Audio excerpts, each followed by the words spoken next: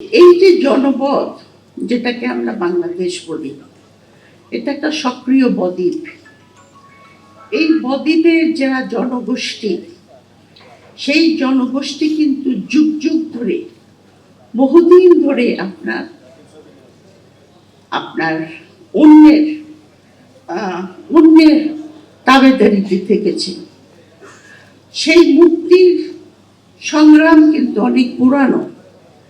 1947 সালে মুক্তির সংগ্রাম হয়েছিল আপনার যেখানে জমিদারি প্রথা ছিল চিরস্থায়ী বন্দোবস্তে, সেখান থেকে মুক্তি পাওয়ার জন্য। ফলপ্রসূ হয়নি। তারপরে এসেছে 71। পরে আমরা দেখেছি যে 71 ফলপ্রসূ হয়নি। এরপরে এসেছে 24। এখন 24-এর আন্দোলনের সময় আমি অনেক আশা করেছিলাম যে এখন বাংলাদেশে একটা সুস্থ রাজনীতির একটা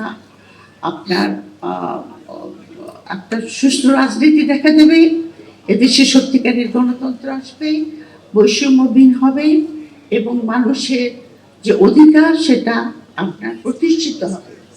কিন্তু আমি যেটা দেখতে পাচ্ছি, খুব দুঃখের বিষয়, সেটা হলো যে আমরা সেই পথ থেকে মনে হয় সরে যাচ্ছি। প্রথম কথা হলো, যেটা আগে আলোচনা করেছেন, যে গণভোটকে আপনার আইনি ভিত্তিতে বর্তমানে যারা সংসদে গেছেন তাদের অনেক অনীহা দেখা যাচ্ছে। এবং এই অনীহাটার ভিতরে একটা জিনিস আছে, যে আমাদের যিনি স্বরাষ্ট্রমন্ত্রী, তিনি কিন্তু আপনার বিভিন্ন সাংবিধানিক আইনকে উনি নিয়ে আসতেছেন সামনে। এবং এই আইনের কচকচানিতে, যেটা ডক্টর মাহবুবুল্লাহ বলেছেন, যে এই আইনের কচকচানিতে আমরা বিভ্রান্ত। আমরা কিন্তু বুঝতে পারছি না যে উনি ঠিক কি করতে চাচ্ছেন, কি বলতে চাচ্ছেন। এবং আপনার কচকচানিটা এত দূর গিয়ে পৌঁছেছে যে উনি খালি আইনের কথাই বলছেন। যেরকম উনি বলছেন গণভোটকে আমরা মেনে নেব না, একবার বলছেন উনি সাংবিধানিক সার্বভৌমত্বের জন্য, আর একবার বলছেন যে সংবিধানে এটা নাই। দুটোই বলছেন। এবং দুটার ভিতরে কিন্তু আপনার রাজনীতির একটা থিওরি আছে, যেটাকে বলে আপনার পার্লামেন্টারি সভরেনিটি, আর একটা হলো কনস্টিটিউশনাল সভরেনিটি।